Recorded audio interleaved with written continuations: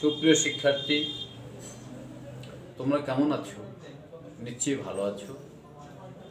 COVID-19 এই মহামারীর 2020 সালের বিদায় লগ্নে তোমাদেরকে আমি 2020-এর বিদায়ী শুভেচ্ছা, সাথে সাথে 2021 সালের ইংরেজি নববর্ষের শুভেচ্ছা জানাচ্ছি। আমি মোহাম্মদ আমিনুল ইসলাম তালুকদার, সহকারী শিক্ষক, সরকারি স্বরূপকাঠি পাইলট মডেল মাধ্যমিক বিদ্যালয়, নেসারাবাদ, পিরোজপুর। আমি তোমাদের অনলাইন ক্লাসে বিভিন্ন শ্রেণীর গণিত বিষয়ে আলোচনা করেছিলাম। অনেকদিন পরে তোমাদের সামনে আমি আবার হাজির হয়েছি। নবম দশম শ্রেণীর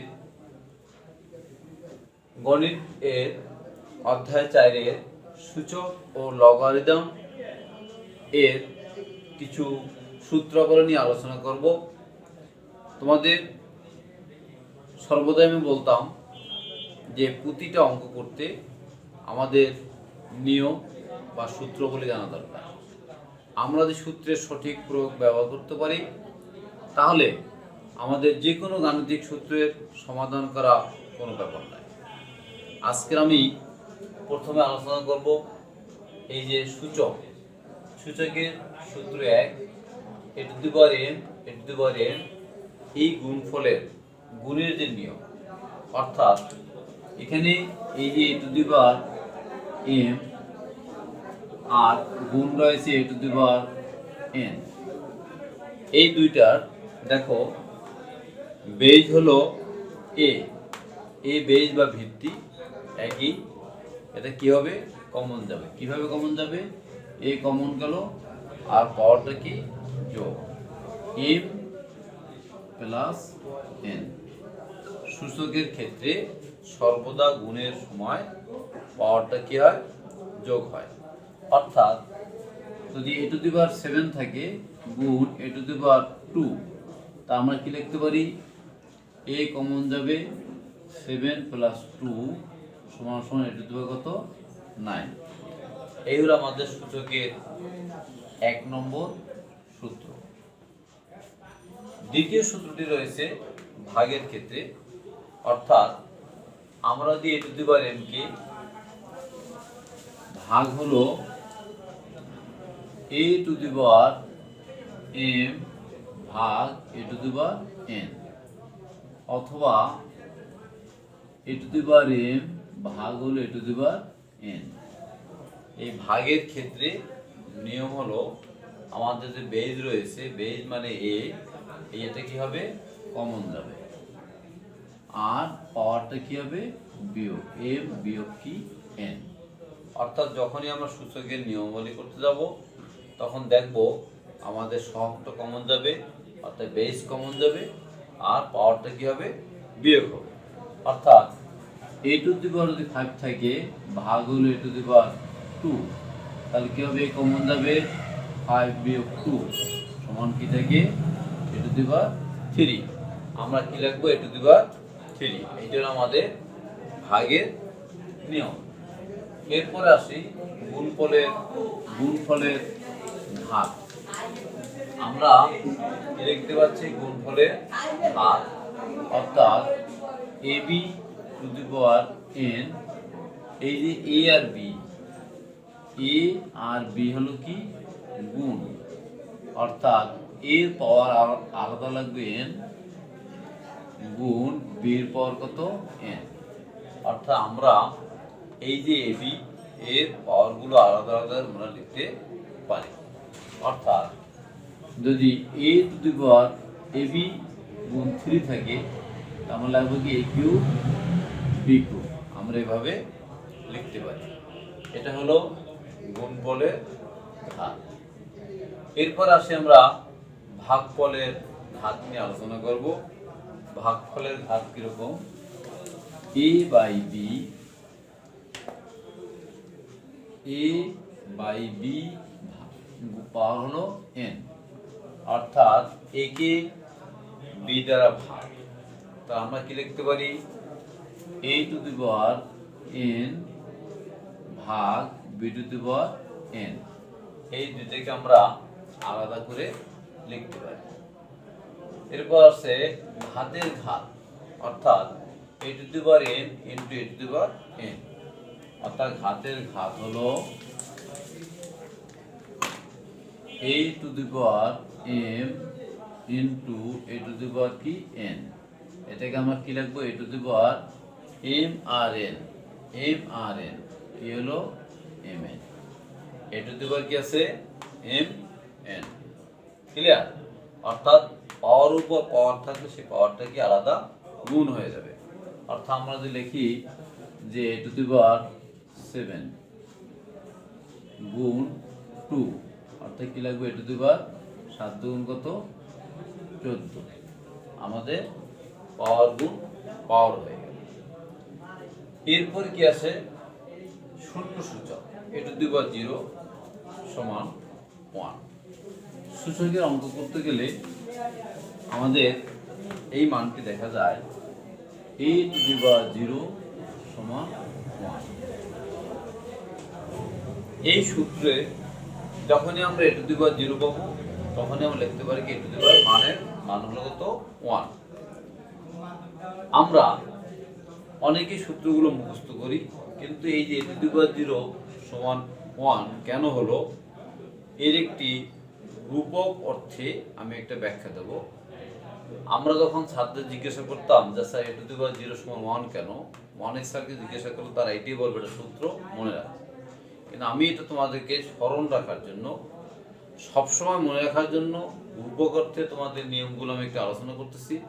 অর্থাৎ আমরা সূচকের যে আজকের ভাগফলগুলো পেলাম, ভাগের নিয়ম পেলাম, অর্থাৎ a to the power m K a to the power m দিয়ে যদি ভাগ করি তাহলে কি আছে দেখো, a কমন, পাওয়ারটা কি?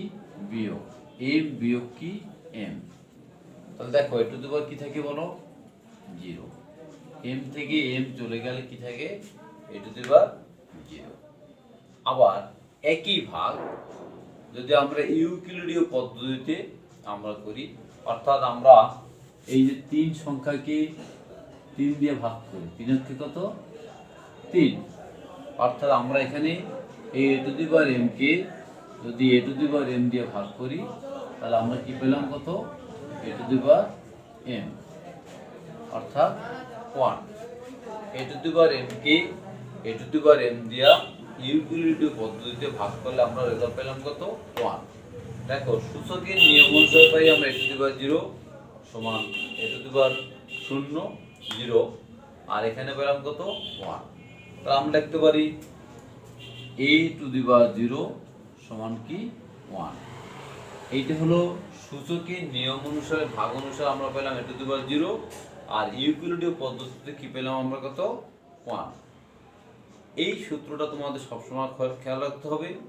আর এইটা a টু দি পাওয়ার 0 কেন হলো, এটা আমি রূপক অর্থে ব্যবহার করতেছি এইভাবে যে দেখো পৃথিবীর যে কোনো জিনিসের পাওয়ার যদি 0 হয় তা আমরা লিখতে পারি কি? যে a টু দি পাওয়ার 0 সমান সমান কি? 1। অর্থাৎ আমরা যে পৃথিবীতে বসবাস করতেছি, পৃথিবীর পাওয়ার যদি আমরা লিখি 0 তাহলে গিয়েছে 1। পৃথিবীর মধ্যে সবচেয়ে পরাক্রমশালী রাষ্ট্র হলো যুক্তরাষ্ট্র, বা যেটাকে তোমরা আমেরিকার নামে চেনো। সেই যুক্তরাষ্ট্র পাওয়ার 0 হয় সমান কি? 1। আমরা বাস করি কোথায়? বাংলাদেশ। এই বাংলাদেশের পাওয়ার যদি 0 হয় সমান কি পেলাম? 1। বাংলাদেশের সবচেয়ে ক্ষমতাশীল ব্যক্তিকে মহামান্য রাষ্ট্রপতি।